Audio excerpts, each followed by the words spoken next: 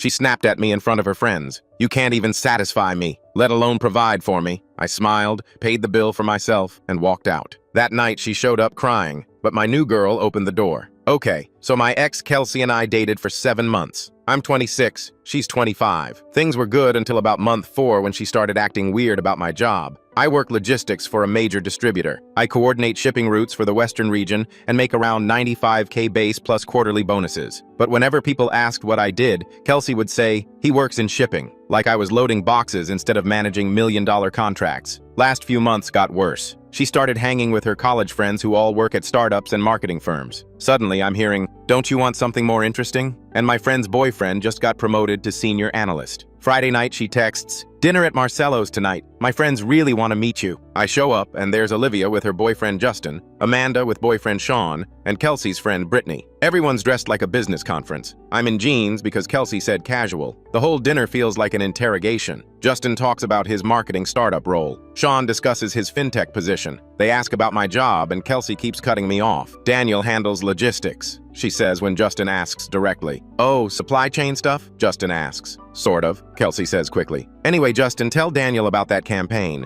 This happens 3 times. Every attempt to explain my actual job gets redirected. Then Justin starts bragging about his new Tesla Model 3. Finally pulled the trigger. Life's short, got to enjoy it. Sean nods. Amanda and I are looking at downtown condos, stretching our budget, but it's an investment. Kelsey gives me this look. Must be nice having someone ambitious enough to invest in their future. Table goes quiet. Olivia checks her phone. Amanda studies her pasta. Some of us have careers with growth potential, Kelsey continues. Not just jobs where you stay in the same position forever. I got promoted twice last year, I say. Promoted to what? Senior box counter? Justin and Sean are trying not to laugh. Brittany looks horrified. Kelsey, what the hell? I'm being honest. You're comfortable, safe, but not exactly going anywhere exciting. I make more than most people at this table. It's not about money, Daniel. It's about ambition, drive. Justin's building something. Sean's making moves. You're just there. Then she says it loud enough for nearby tables to hear. You can't even satisfy me, let alone provide for me. Dead silence. A waiter stops mid-step. I count out $40 and drop it on my plate. Good luck with the rest of the bill. Daniel, wait. Hope Justin and Sean can cover my portion with all that ambition. I walk out. 20 minutes later, I'm home texting Brooke from my claims department. We've been flirting for weeks. Want to grab drinks? Long story. She responds instantly. Your place or bar? My place. I've got whiskey and a story. She shows up with Chinese takeout. An hour later, we're on the couch, 2 drinks in, laughing about the whole disaster. She said that in front of everyone? Brooke asks. Word for word. What an idiot. Then Brooke kisses me. Honestly, the first honest thing all night. We're making more drinks in the kitchen when the doorbell rings. 10:30 p.m. Brooke opens it.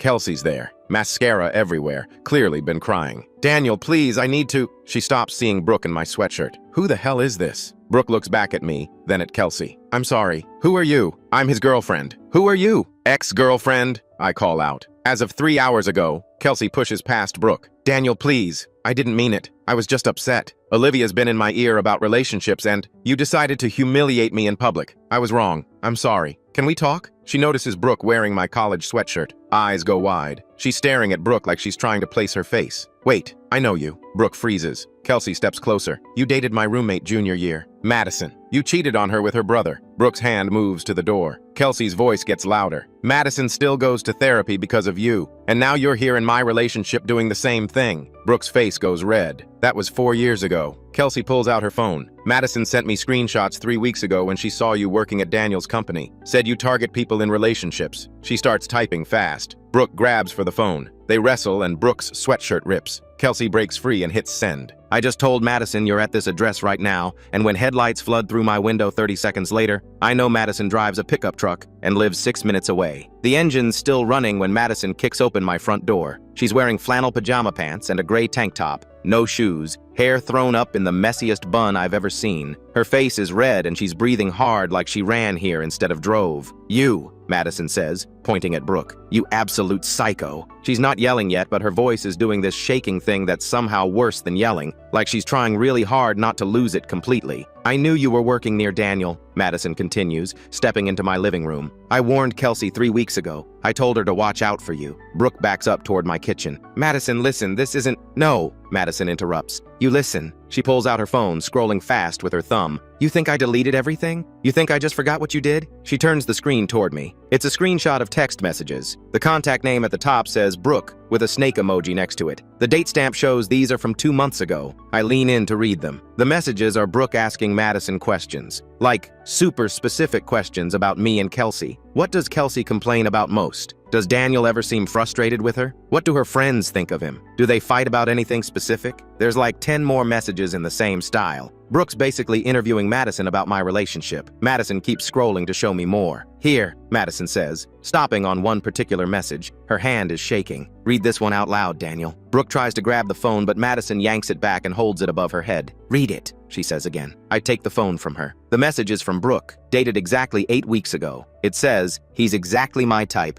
Just need to get her out of the picture. My stomach feels like it just dropped through the floor. I read it again to make sure I'm seeing it right. He's exactly my type. Just need to get her out of the picture. I look up at Brooke. What the hell is this? Brooke's face is red now. She crosses her arms. I was just venting to Madison. We were talking about guys, and I mentioned I thought you were cute, and we weren't friends. Madison cuts her off. You slid into my DMs out of nowhere. You pretended you were concerned about Kelsey. You said you worked with Daniel and wanted to make sure she was happy because you'd noticed some tension or whatever. I thought you were being nice. I didn't realize you were literally plotting to break them up. Kelsey's been standing there frozen this whole time. Now she's staring at Brooke like she's seeing her for the first time. Wait, Kelsey says slowly. You approached me at the company happy hour 6 weeks ago. Brooke doesn't say anything. She's just staring at the floor. Kelsey's voice gets louder. You came up to me at that bar. You introduced yourself, said you worked in claims with Daniel. You bought me drinks. You asked me like a million questions about his job. I remember this now. Kelsey came home that night and mentioned meeting someone from my department. Said she seemed nice. When I told you what Daniel actually does, Kelsey continues, you said, oh, so like logistics coordinator? You made it sound boring. I remember because I corrected you. I said no. He manages the entire Western region. He coordinates contracts worth millions of dollars. And you just nodded and said your ex was in a similar position and felt stuck there forever. Kelsey pulls out her phone, scrolling fast. And then you texted me after, she says, like the next day. Look, she shows me her screen. There's a whole text thread with Brooke. The first message is from 6 weeks ago, right after that happy hour. Brooke's saying how nice it was to meet Kelsey, how they should hang out again. Then, over the next few weeks, there's message after message. I read through them. Does he ever talk about bigger career goals? My ex was in a similar position, felt stuck there forever. Does Daniel ever mention wanting more? You seem like someone who needs a partner who's as driven as you are. Have you thought about what you want long-term? Do you see him growing into the kind of partner you need? Every single message is designed to make Kelsey doubt me, to make her feel like I'm not enough. I feel sick, like actually nauseous. This wasn't random. Brooke didn't just happen to show up tonight to comfort me. She's been working on this for weeks, months, maybe. Kelsey's hands are shaking as she scrolls. These messages, she whispers. I started doubting things I'd never questioned before. I was so happy with you, Daniel. I was so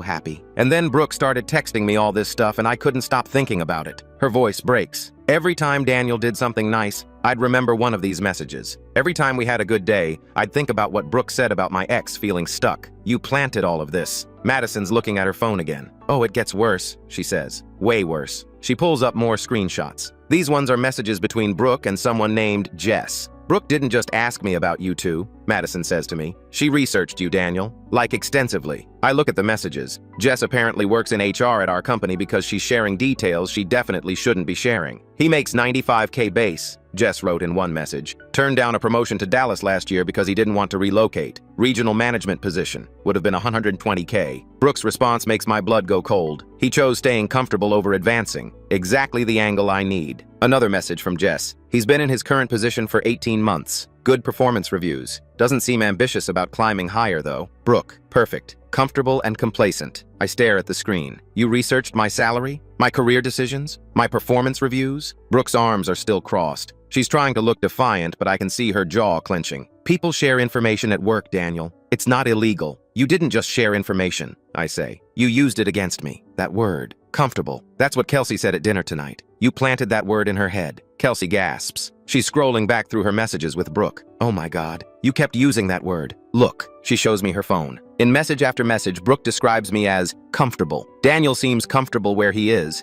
Are you comfortable with comfortable? Don't you want someone less comfortable with staying still? I never thought of you that way before, Kelsey says, looking at me with tears in her eyes. I never once thought you were too comfortable or not ambitious enough. I was proud of you. I bragged about you. And then she started saying it, and I started believing it. Madison's still not done. She pulls up another screenshot. This one's a group chat. I can see the names at the top. Kelsey, Olivia, Amanda, Brittany, and Brooke. When did Brooke join your group chat? Madison asks Kelsey. Kelsey squints at the screen.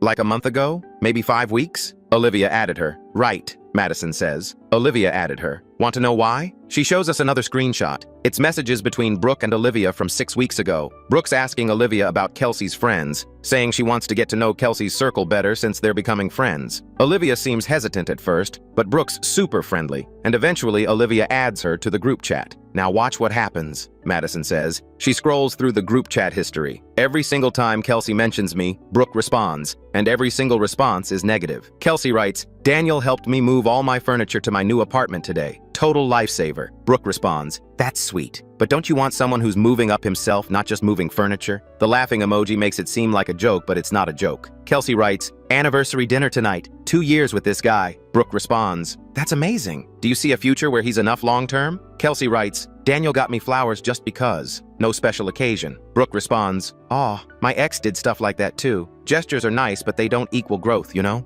Every happy moment, Brooke found a way to inject poison. Every good thing I did, she twisted into something inadequate. You infected everything, Kelsey whispers, staring at Brooke. Every good thing Daniel did, you made me question it. Every time I felt happy, you made me feel like I was settling. Madison keeps scrolling. And look at this. She pulls up a voice memo in the group chat. It's from yesterday afternoon. She hits play. Brooke's voice comes through the speaker, syrupy, sweet, and concerned. Hey, Kels, just wanted to check in before tonight. I know you've been feeling frustrated with Daniel lately. If those feelings come up at dinner, just be honest. Your friends deserve to know the real situation. And honestly, Daniel needs to hear it too. Sometimes public honesty is the kindest thing. It might feel scary, but your friends will support you. You deserve to be heard. The voice memo ends. The room is completely silent. Kelsey's face has gone white. She's staring at the phone like it might bite her. You gave me permission, she says quietly. I was so upset and confused yesterday. I was thinking about everything you'd said over the past month, all those doubts you'd planted. And then you sent me this and I thought I was being brave by being honest. She looks at me with tears streaming down her face. I wasn't going to say anything at dinner, she says. I swear to God, Daniel, I wasn't going to. I was just going to sit there and eat and make small talk. But then Justin started talking about his Tesla,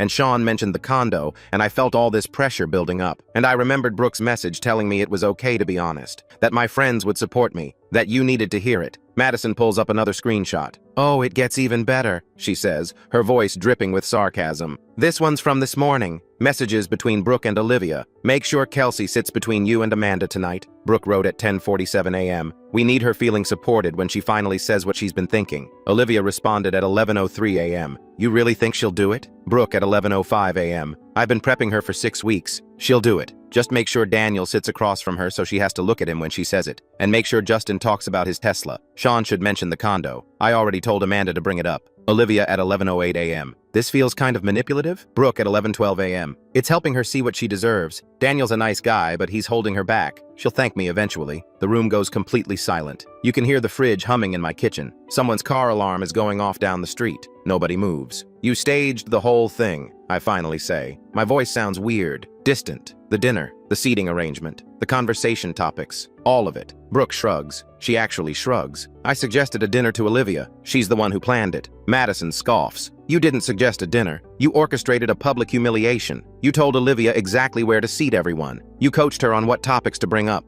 You even told her to make sure Daniel sat across from Kelsey so she'd have to look him in the eye when she destroyed him. She turns to Kelsey. Did you pick the restaurant? Kelsey shakes her head slowly. Olivia did. She said Marcello's would be perfect. Madison pulls up another message. Brooke suggested Marcello's to Olivia 3 days ago. Said the ambiance would make the conversation feel more important, more formal. Every single detail was planned. You told Olivia to invite Justin specifically because you knew he'd brag about his Tesla, I say to Brooke. You told Amanda to mention condo shopping. You probably even suggested what time to make the reservation. Brooke's jaw tightens. So what? Kelsey was already doubting. I just helped her see what was really there. What was really there? Kelsey shouts. I was happy. I loved him. No, you didn't, Brooke says coldly. You loved the idea of him, but deep down you wanted more. You wanted someone impressive, someone your friends would envy. I could see it every time you looked at Justin or Sean. You were jealous. I wasn't jealous, Kelsey screams. I didn't care about their stupid Tesla or their stupid condo. I cared about Daniel. Then why'd you say those things? Brooke asks. Why'd you humiliate him in front of everyone if you cared so much? Because you told me to. Kelsey's sobbing now, her voice breaking. You spent 6 weeks convincing me I was unhappy.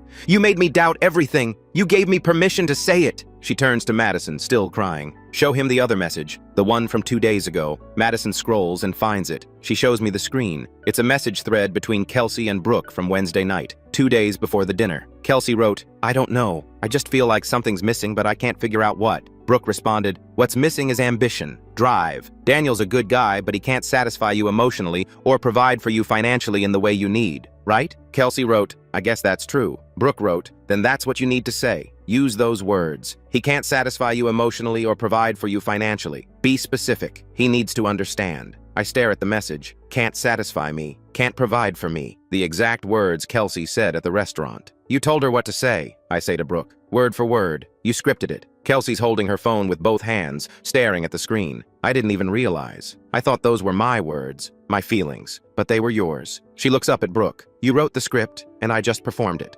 Madison's shaking her head. This is actually insane. Like clinically insane behavior. Brooke finally drops the act. Her whole face changes. The fake concern, the sweetness, all of it disappears. What's left is cold. Yeah, okay, she says. I orchestrated it. So what? She looks right at me. I wanted you from the moment I saw you, and Kelsey didn't deserve you. She was already doubting the relationship. She was already comparing you to her friends' boyfriends. I just accelerated the inevitable. You created the doubts, I say. She didn't have them until you planted them. She had them, Brooke insists. Somewhere deep down. I just brought them to the surface. And honestly, I did you a favor. Now you know she'd humiliate you publicly the second her friends got in her ear about it. Better to find out now than 5 years from now when you're married with kids. Because you were the one in her ear, Madison yells. For 6 weeks straight, you manipulated her. I helped her see the truth, Brooke says calmly. Kelsey's staring at Brooke like she's never seen her before. Every negative thought I had about Daniel was you, she says quietly. The embarrassment about his job, the comparisons to Justin and Sean, the feeling that he wasn't ambitious enough. None of it was mine. You took me being happy and content, and you reframed it as settling. She turns to me, tears streaming down her face. Daniel, please, you have to believe me. I was manipulated. This whole thing, it wasn't me. It was her. I look at her. I want to believe her. Part of me does believe her, but the other part keeps hearing her voice at that restaurant. You can't even satisfy me, let alone provide for me. You still said those words, I tell her, in front of everyone. Manipulated or not, you chose to say them. You looked me in the eye and said them loud enough for other tables to hear. Kelsey's face crumples. I know, and I'm so sorry, but please understand. I don't know what to understand anymore, I interrupt. I don't know what was real and what was Brooke programming you like a robot. Kelsey flinches like I slapped her. Madison's still going through her phone. There's more, she says. You guys need to see this. She pulls up what looks like a job application. Brooke's name is at the top. The date is from 8 months ago. It's an application to work at our company, in the claims department. The position I saw her get hired for. You transferred here, Madison says to Brooke. You took a job you were way overqualified for, in a department you had zero interest in. Why? Brooke doesn't answer. Madison scrolls down to show the hiring manager's notes. Overqualified for this position based on resume. Has experience in senior analyst roles. Asked specifically about claims department. Enthusiastic about company culture. You applied specifically for claims, Madison says. Daniel's department. Why would someone with your experience take a step down to work in claims unless you had another motive? She pulls up more screenshots. These ones make my skin crawl. I went through your Instagram likes, Madison says to Brooke. From 9 months ago, you liked one of Kelsey's posts. A selfie she took at some rooftop bar. Daniel was tagged in the background. She shows me the photo. I remember that day. It was Kelsey's friend's birthday party. I'm barely visible in the background talking to someone. You'd never notice me unless you were specifically looking. That was 9 months ago, Madison says. 3 weeks after Brooke liked that photo, she applied to work at Daniel's company, in his department, in a position she was overqualified for. My mouth feels dry. You saw me in a photo on Kelsey's Instagram and decided to get a job at my company? Brooke's eyes are cold now. All the warmth from earlier tonight, the laughter on my couch, the easy chemistry, it's all gone. What's left looks almost reptilian. I saw you and knew we'd be perfect together, she says simply. So I did what I needed to do. You spent 8 months planning this,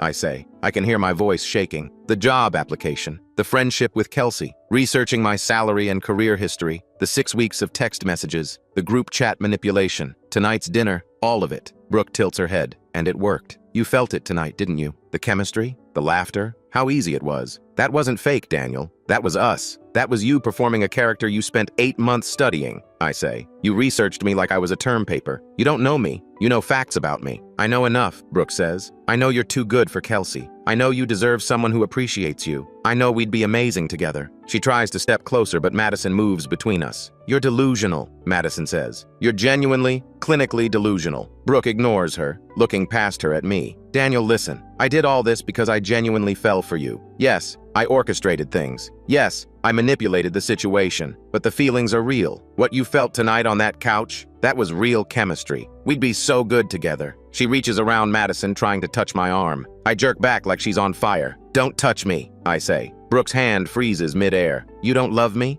I continue. You don't even know me. You love the idea of winning. You spent 8 months destroying my relationship because you saw me in a photo and decided you wanted me. That's not love. That's obsession. It's not obsession, Brooke insists. It's stalking, Madison interrupts. You stalked him. You got a job at his company to stalk him. You befriended his girlfriend to manipulate her into dumping him. That's literal stalking. Kelsey's been quiet this whole time, just standing there crying. Now she speaks up, her voice small. You became my friend, she says to Brooke. I trusted you. I told you things about my family, my insecurities, my dreams. I thought you cared about me. I did care, Brooke says. In my own way. No, you didn't, Kelsey says. You used me. Every vulnerable thing I told you, you used it to manipulate me. That's not true, Brooke starts to say. Yes, it is, Kelsey shouts. I told you I sometimes felt insecure about not having a more impressive career like Olivia, and you used that. You made me feel like I needed a boyfriend with an impressive career to make up for it. I told you I sometimes worried about the future, and you turned that into doubts about Daniel. Every single thing I confided in you, you weaponized. Brooke's face is hard now. You were already insecure. I just pointed it out. You exploited it, Kelsey says. There's a difference. Madison steps closer to Brooke. You need to leave. Now. Before I call the police. Brooke laughs. And tell them what? That I was too good at making friends? That you stalked Daniel? Got a job at his company under false pretenses? Manipulated your way into his girlfriend's life? And spent 2 months psychologically abusing her into dumping him? Madison says. Yeah, actually, that's exactly what I'll tell them. Brooke's smile fades. Get out,